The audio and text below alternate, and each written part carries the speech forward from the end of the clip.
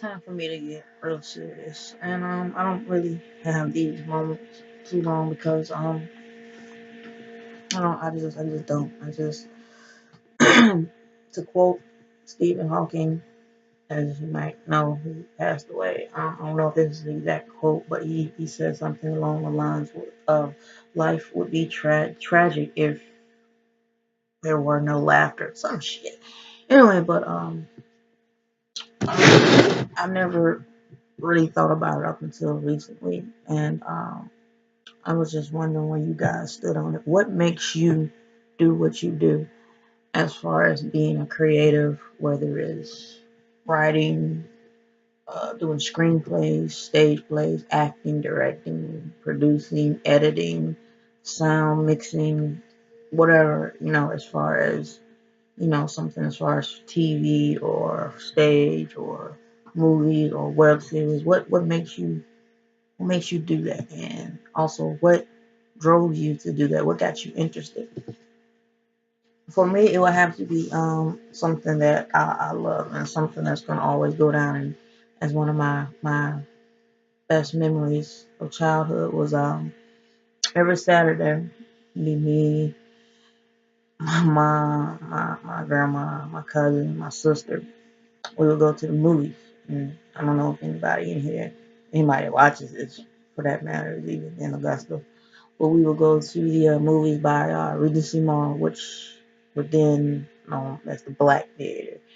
Over by Regency and the one where the old Burlington Coat Factory used to be. I think that's the West Park right now.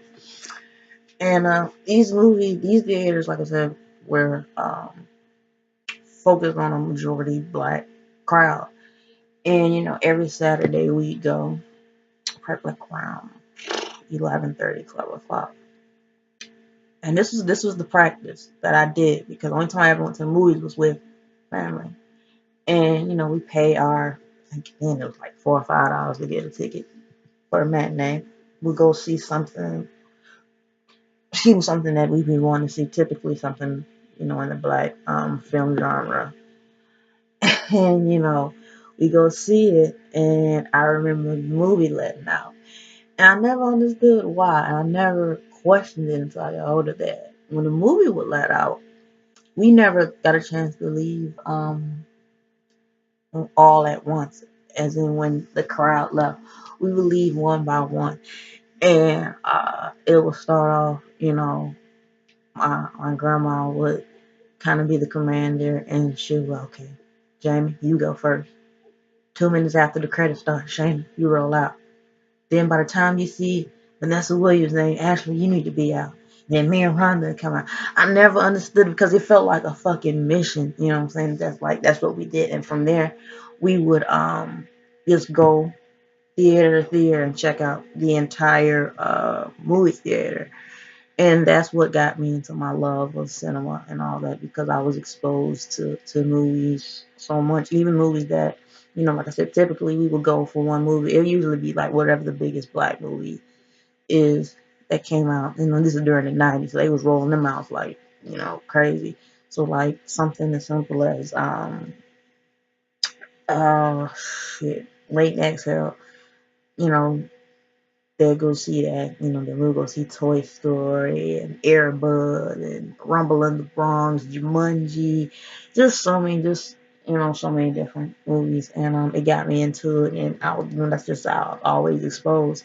It wasn't until I was about 12 when I started going out, hanging out with my own friends, by myself, without family, that it's illegal to go from theater to theater without paying for a ticket. And yeah, it just that was just always something that was a part of me. Even growing up when with digital cable was on the rise, when it was early stages. Stars Black, which was one of the few cable networks that had aimed toward the black movie, black cinema. They had the Black Stars Black. I don't know how you call it, but I was able to see more movies than HBO would show me with a black audience or whoever, a black cast or whatever. So I was able to see a lot more indie films, a lot of older films, a couple black exploitations, not really my favorite. Um, that's just how I fell in love with it, and why I do what I do. And I don't really know what to label myself. I'm a writer, I'm actress, I'm director, producer, I'm this and that. And that's because if I release anything, any piece of my art, my creative, I treat that as a baby. So if you ask me to read over something and I give you my input, that thing has somewhat become a part of my baby, and I want to have some creative control as to where that goes, even if it's just a one line that I give to you for whatever. I want to have complete control over how that line is said, who it's said by, what's the atmosphere it's said by. I want to hear that person say it a million times until I feel it's right. So that's how I'm everything. I'm on my Spike Lee shit. I want to do everything. But that's just how I got into it. Um, Black cinema will always, always, always be home for me, and that's the audience that I'm aiming for. And I just actually completed a story, and I hate myself because I'm such a procrastinator. It's a story that I've had rumbling in my head for years that I just never paid attention to, and I would call it writer's block when in reality it was just me being what's the word I'm looking for? Uh anyway, that I was delaying. And within 2 weeks I was able to crank out the entire story. Right now I'm just working on tweet sharing it with a couple close writer friends. You know, I have the idea as I was writing it out, I have an idea of what needs to be moved or what needs to be added, or what's something that needs to be going into detail, but I'll allow them to read it. And don't know what I really want to do with it. Like to me, it reads like a movie, but money. Um, I'm probably just gonna print out some copies, a couple copies, and let my family and my friends read it, and get some insight on what they think I should do with it. I mean, I know what I want to do with it. I just want to hear what they have to say. But actually, I'm more interested in what you guys have to say. So, what drove you? What motivated you? What was your first taste of what it is that you're doing now in the arts, in the fine arts, and the creative arts, in film, TV, book, whatever making? Just let me know. It's cool.